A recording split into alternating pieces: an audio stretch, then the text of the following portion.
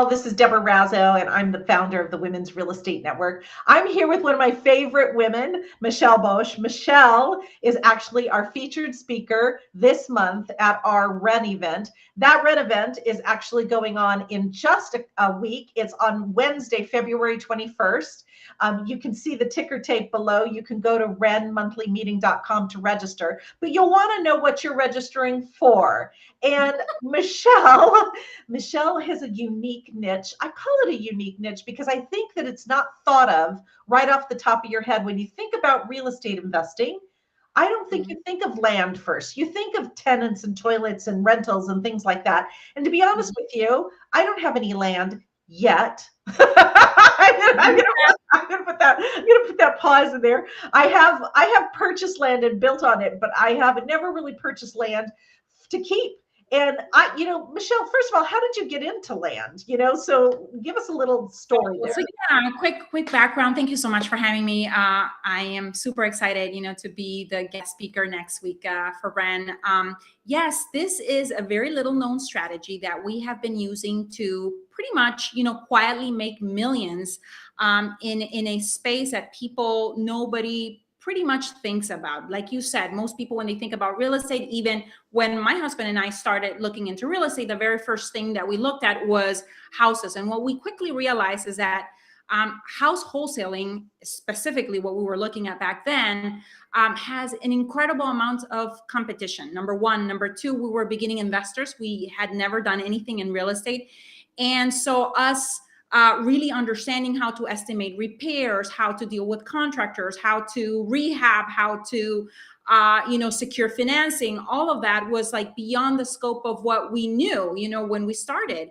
And we were determined to find something because the option was staying in our corporate jobs, working 60, 80-hour weeks with a paycheck that did not match our time, energy, and effort that we were putting into that job.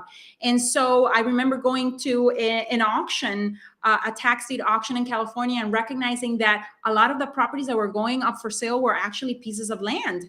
And the auction environment, that process was also highly competitive. It was almost like being in a shark infested, bloody water.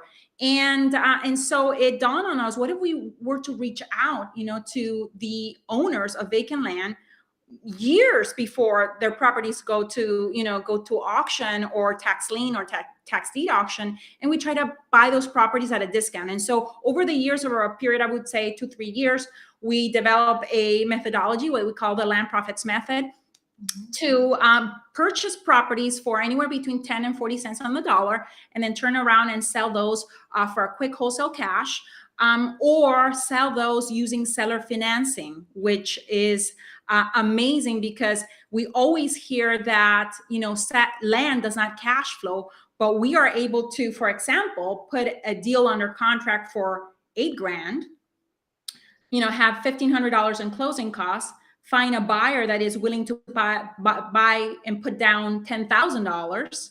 So we have no money in the deal, and then continue making $500 payments for the remainder of 5, 10, 15 years. Assuming that, say, we sold that property for $50,000, there would be a $40,000 balance there, and we would become the bank. And quite frankly, even that, we stumbled into it as well, because we had a gentleman that we were selling 2 acres of paradise here up in northern Arizona, and he said, guys, I don't have the $8,000, but would you take $2,000 down and I could continue making payments? And we had that property, under contract for $800. And we're like, yeah, we can do that all day long. Absolutely. Wow. And that's kind of how we stumbled into it. And we were able to grow our portfolio now of properties that we do with seller financing. And they're spitting about $72,000 every single month from just basically mailbox money that comes in like clockwork consistently. We've now flipped over 4,500 pieces of land. Our business, we've grown that to an 8-figure land biz. And for several years now, we have been in what I would like to call our legacy work, which is sharing with others how we're doing what we do and helping them replicate our success and collapsing time for them so that they can, at the end of the day, live lives of freedom. We were looking for something that allowed both Jack and I'm originally from Honduras, Jack is from Germany, that would allow us to travel, that would allow us to be location independent. And with land, we don't have to go look at the house. We don't need to, we don't need to inspect the land. We don't need to show the land. We don't need to do anything. Everything we can do through Google Earth, topo, aerial maps. We can find lists of sellers online virtually, pretty much from A to Z. It can be completely virtual and remote, which during COVID meant that we were living a parallel reality to what everyone else was living in real estate. Right. 2020 was, like I was telling you right before we went here live, was a big leap year for us and for many of our students as well, in that it was a leap year and it was a big leap in growth.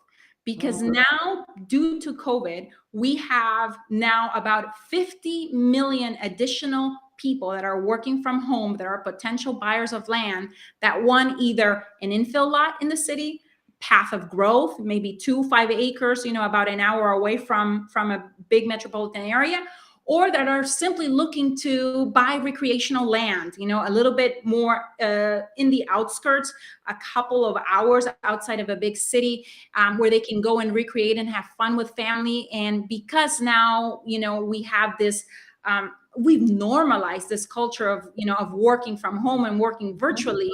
Yeah. We have pretty much had a situation where land has been on freaking fire. And, but still, when I go to a real estate investors association and they ask me, what do you do, in real estate? And I say land, everyone looks at me like I have 3 heads, because land is just not. Okay. Yeah, it isn't. It's not the common. It's not the, the status quo. Okay, yeah, you've said a lot of things here, and I just want to go back and talk about them, because I wrote little notes down as you were talking. I love the fact that you set out to get a paycheck that matched your time, energy, and effort. Yeah. I love that. And I'll tell you why I love that. I meet a lot of people that get into real estate and they're not focused on what that goal is, right? Yeah. And and you did it. You're 72,000 a month. That's nice. Yeah. From the properties that we sell with seller financing, because we wholesale as well. Right. So yeah. So I'm thinking that you did it. That's great. The other thing I want to capitalize on, and you were reflecting and you were talking about this piece of land for 8,000, right? Yeah. Which I think is such a nice, there's no barrier to entry there. A lot of people can scrape up $8,000, right? It's not like you're looking at buying a home for, and you need a big down payment for it, right? To get your renter into it. And then hopefully that renter will cover the mortgage. We're talking about $8,000, but you were reflecting. So I just want to check out with you. Are there still land deals that are reasonable like that? So there's a low barrier to entry? Yes, of course. And that's what I think is makes land the perfect asset class for any beginning investor that doesn't have the background knowledge, that might not have the confidence, the courage. They want to dip their toes in the water. Is the price ranges. I've been doing now this 20 years. So now I'm actually doing 6-figure land flips, where I buy a piece of land for $90,000 and I sell it for $250,000, mm-hmm. but still $90,000. We're still talking about under $300,000 or under $400,000, which is, I think, the medium price point in houses, across the U.S. So it's still 6-figure land flips. But what I love about them is the fact that I have a level of simplicity when it comes to land, because it doesn't have all the moving pieces, some of which you mentioned, the tenants, the toilets, the termites, the things that all the things that can go wrong. Yeah. And that simplicity is what has allowed us to really scale to sell so many properties, over the years, because simplicity lets you do that. When there's so many moving pieces, you have to come, if you're starting as a house wholesaler, you better come with incredible negotiation skills, with a system that is dialed in, with your cold calling, with your incredibly high, because we're not chasing the same old tired deals and lists, that the house wholesalers are doing, because we're tapping into something completely different here. It's people that have decided, they bought 2 pieces of land, one in Florida and one in Arizona. They decided to retire in Florida, and now their Arizona land is there. They don't want it, their kids don't want it, and they don't want to continue paying property taxes. Or maybe the parents are, they deceased, and now I'm dealing with the heirs, and the heirs also don't want that piece of land. They have no emotional attachment to that piece of land, and just want out, divorces. There's so many reasons why people do, but believe me that they do, and they do every single day. We get, 1 or 2 offers accepted in the mail. And we're basically creating triple wins by relieving a seller of the burden of property ownership, in the land space, and then giving the gift of land ownership to somebody else that really wants that piece of land, that wants to make their American dream, come true. And so, quite figuratively and literally, this land has been the land of incredible opportunity for us. Right. As immigrants, I can tell you that, coming with nothing and, looking to create a bigger future here in the U.S., that the land has been special, incredibly transformational to our family. And we're passing that on now to other families. Okay. And I'm just going to say, one of the things that I love about you is your graciousness to pass things on. And I happen to know that you are very committed to women and their education in the their financial education, and even your daughter. I just recently saw something that you have started a podcast with your teenage daughter. Is that true? How did that come about? That is true. So the name of the podcast is Becoming Wealthy, and it's basically my opportunity to put family front and center, and at the same time, help not just my daughter, but other women, create financial legacy. Yeah. We are basically documenting her journey from 0 to 7 figures in net worth over the course of the next 3 to 5 years. She's 16 now, in 5 years, she'll be 21.